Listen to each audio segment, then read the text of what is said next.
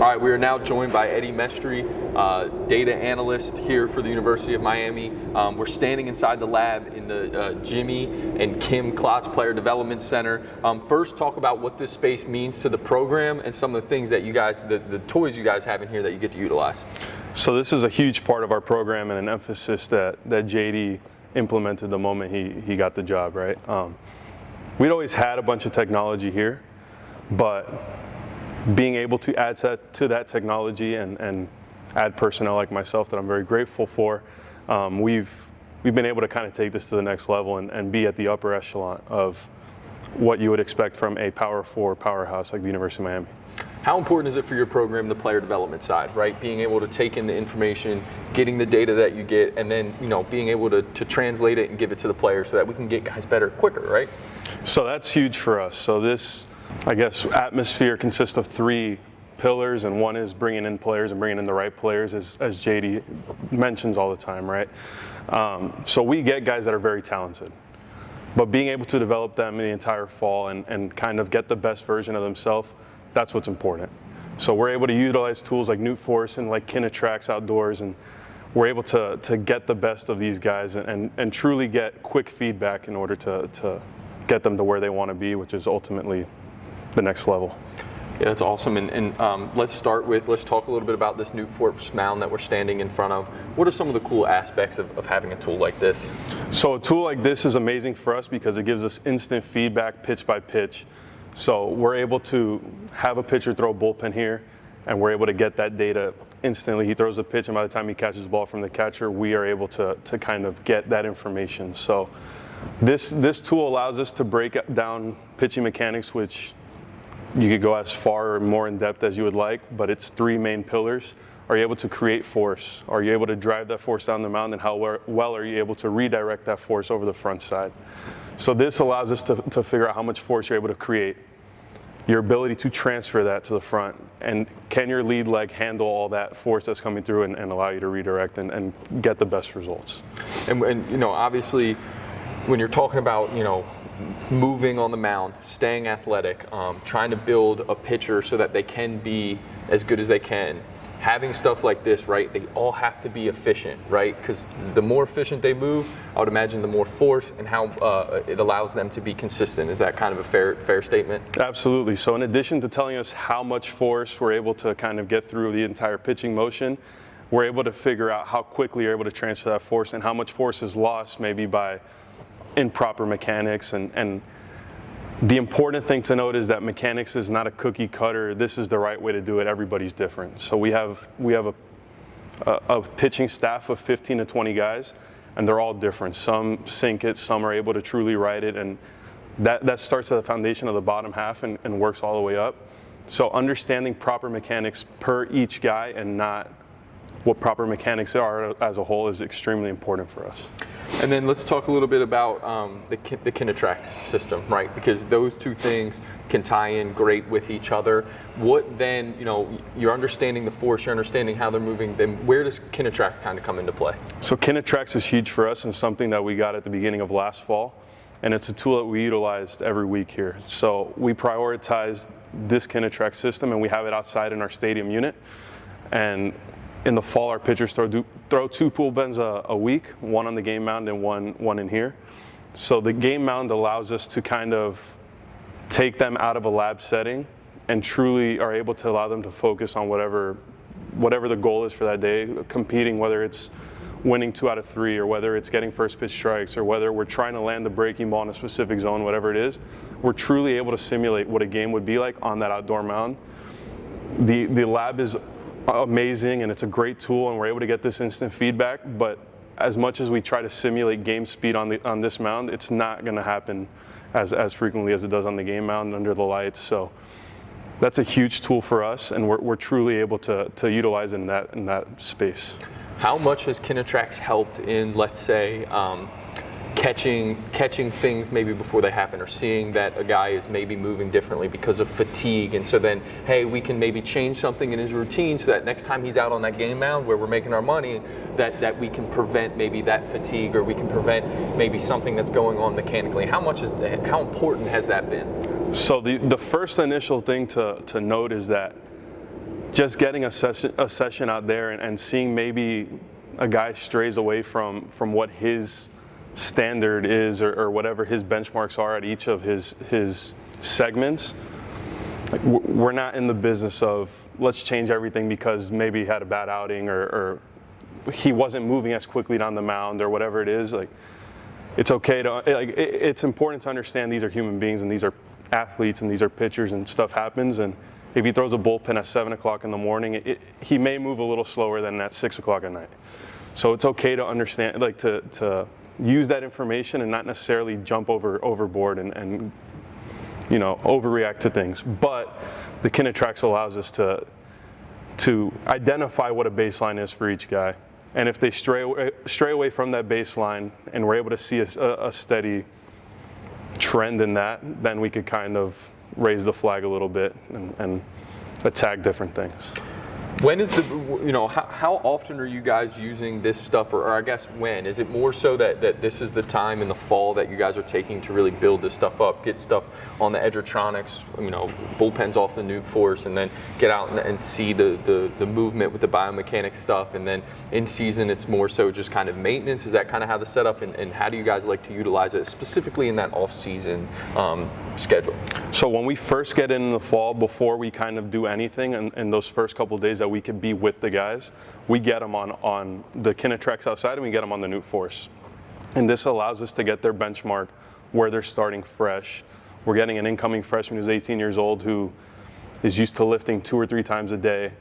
We get him out here and then we're able to see his progression as he's lifting every day and eating the right things and doing what college pitchers do, right?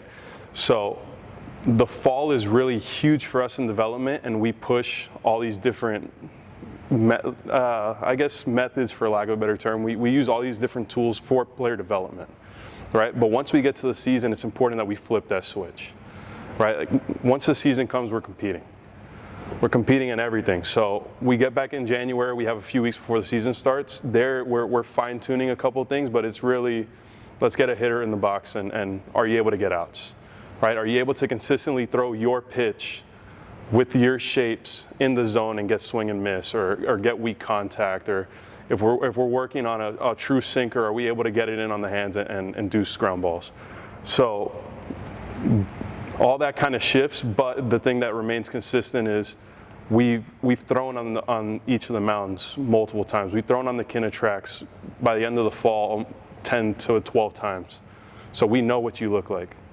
So if we get out there in January and it's straight a little bit, we're able to kind of nip that in the bud and maybe have you do some other additional drills to get you back to where we're looking at, and then throughout the season make sure that you're in the right track. Yeah, and how much do you think that has helped in you know, injury prevention and keeping guys fresh, right? Because obviously when you're doing something max effort repeatedly over and over again within a short time frame, which is what pitching is, injuries can happen, right? And obviously we see it all across every level of baseball, arm injuries.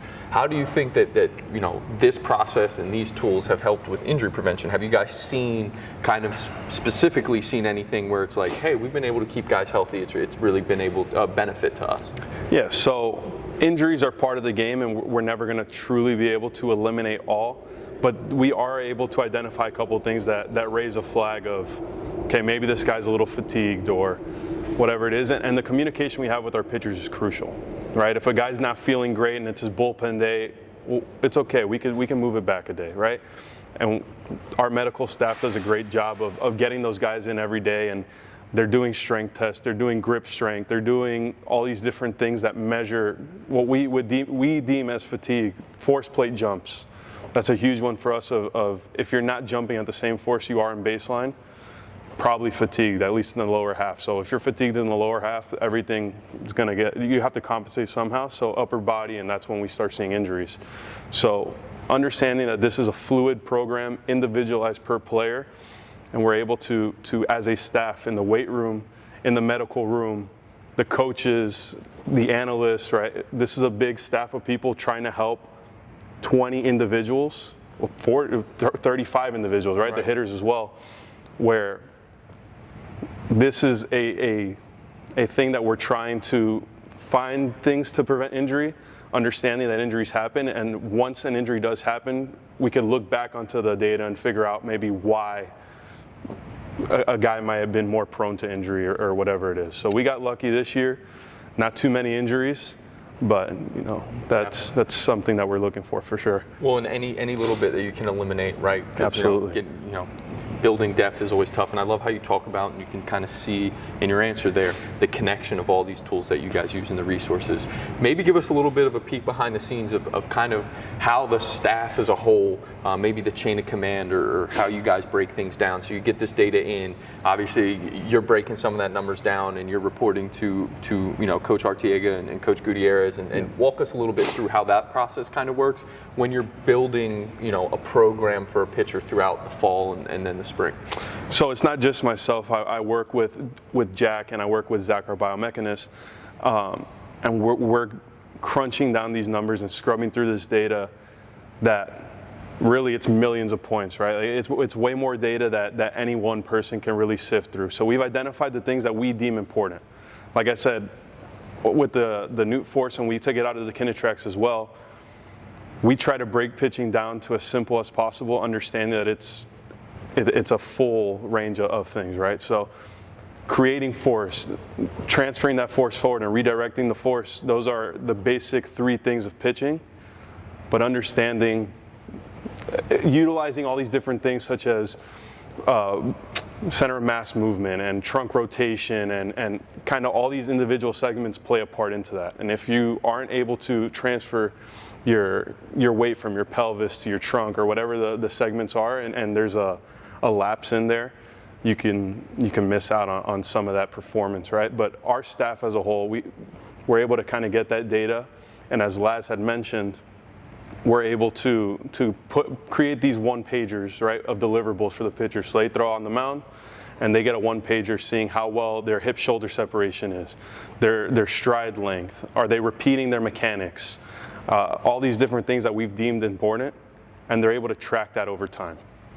So if it's a guy that struggles to get over the lead leg, he could see where his progress is, and our pitching coach, Laz, he's then able to prescribe medicine ball throws overhead, or we're able to work that into our pre-pitch routine, so the plyo wall, or whatever drills we deem can help with that, and then we're able to see, okay, after you've done that drill for 2 weeks, you're able to get over that front side a little bit better. In addition to Nick Soto, our strength coach, he's able to then get you in the weight room, and he's able to kind of do some one-leg drills and get you to perform where we know that you can be.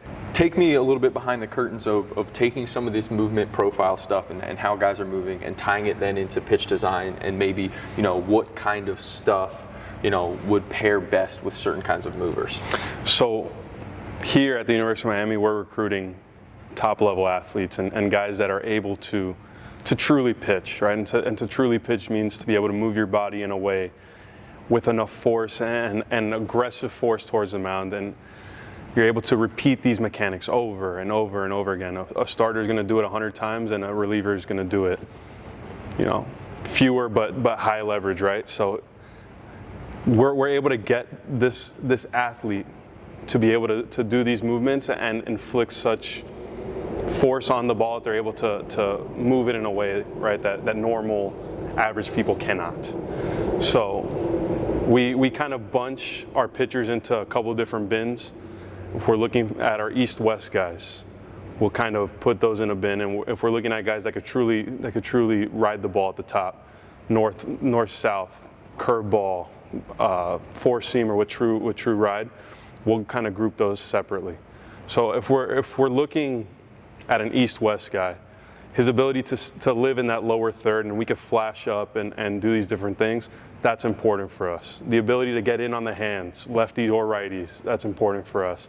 The ability to start a breaking ball that sweeps in the 9 pocket, for a lefty in the 9 pocket, righty in the 7, and it fall off the plate, that's important.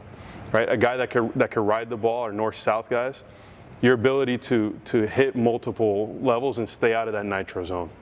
Right, so that being the middle of the strike zone. So can we ride the fastball at the top? Can we flash that at the bottom and steal a strike?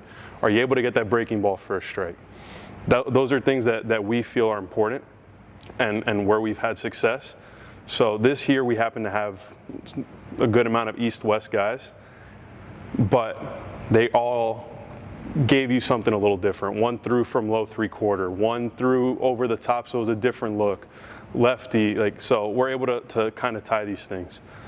What we do in the fall is we want you to perfect your pitches.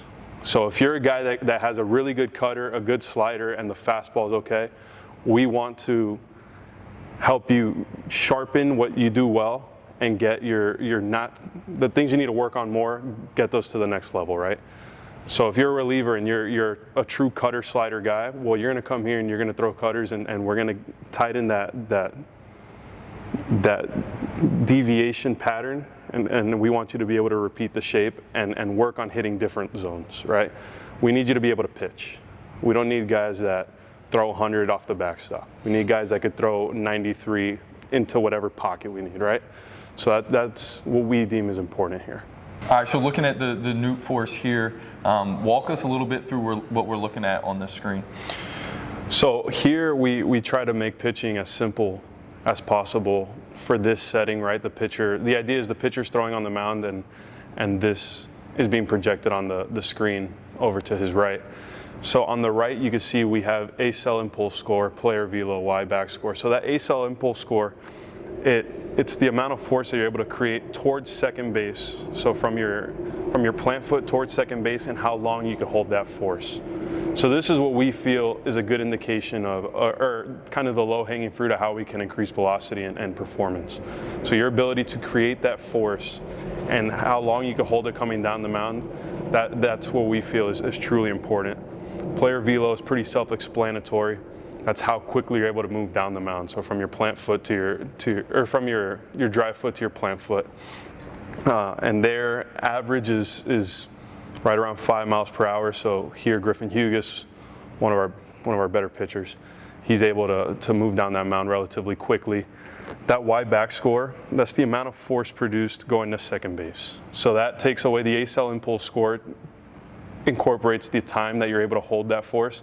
This is just the amount of force in pounds you're able to create towards second base, so how well you're able to drive off that rubber.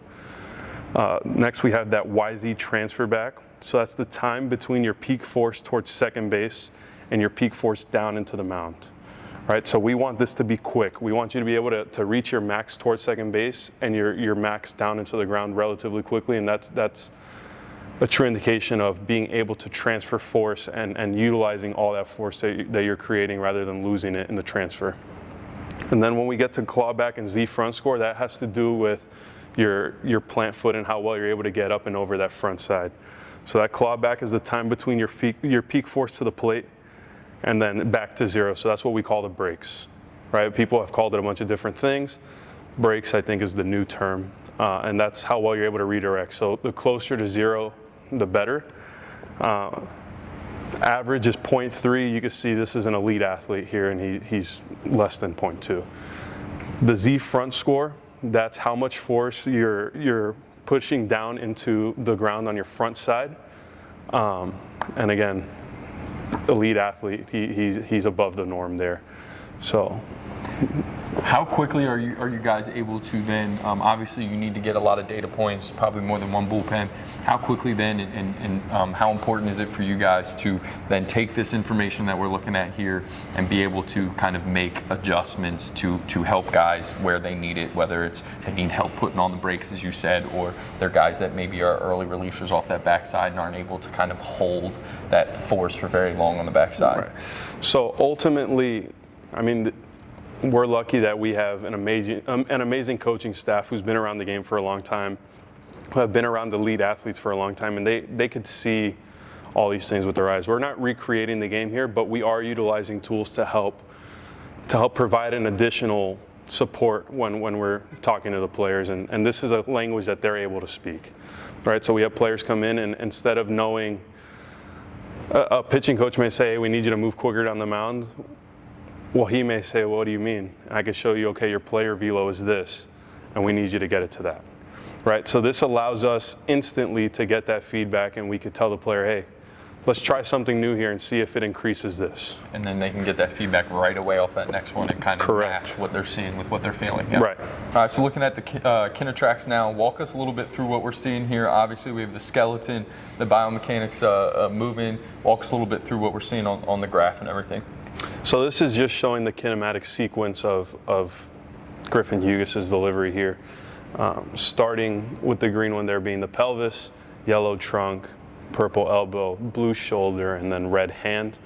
So this is again what we were talking about before, his ability to create force from the lower half and it go up through the segments and making sure that the sequencing is proper, that we're not losing energy because one segment is off time with another and he's able to repeat these mechanics. So we could look at this by pitch type, we could look at this outing to outing and make sure that he's able to repeat his mechanics. And this is something that over time we just want to make sure that it is stable and we're not kind of fatiguing later on in the year. So this is an indicator where if a guy had a high stress outing or maybe he threw twice in a weekend, we're able to kind of see his ability to bounce back and if he's going to be able to pitch that weekend, or maybe we move him back a day or whatever it may be.